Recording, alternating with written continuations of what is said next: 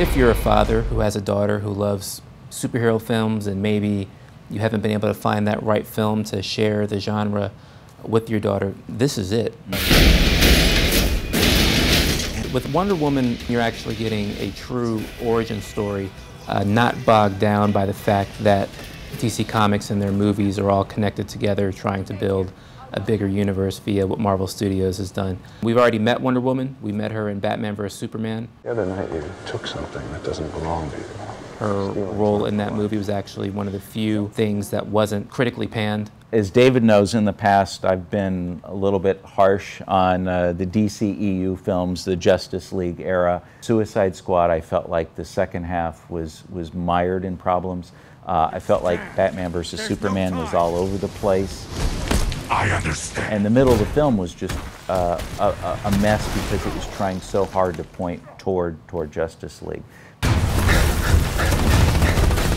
Here, this is to me the first film in DC's Justice League era that feels like they got it completely right. One thing that Patty Jenkins has done brilliantly here, along with her team, her whole creative team, is the whole film is laced with the language of politics. Who is this woman? She's my secretary, sir. She's a very good secretary. Certain Hollywood tropes where the man would be in charge and there would be mansplaining, it gets usurped by Wonder Woman in her inherent power. Is there anything else you want to show me?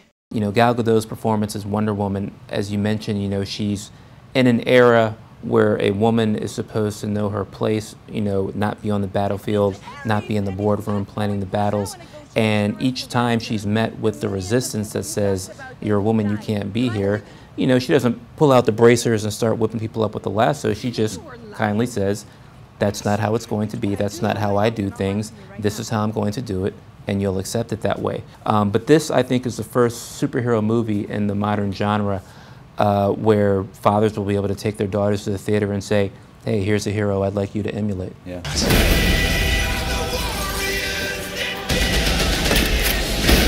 There's something on a meta level very gratifying about watching Wonder Woman fight, about watching her kick ass.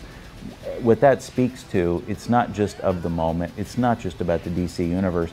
There are what I would call Thelma and Louise moments here. You don't just get gratification from watching an evil villain get defeated.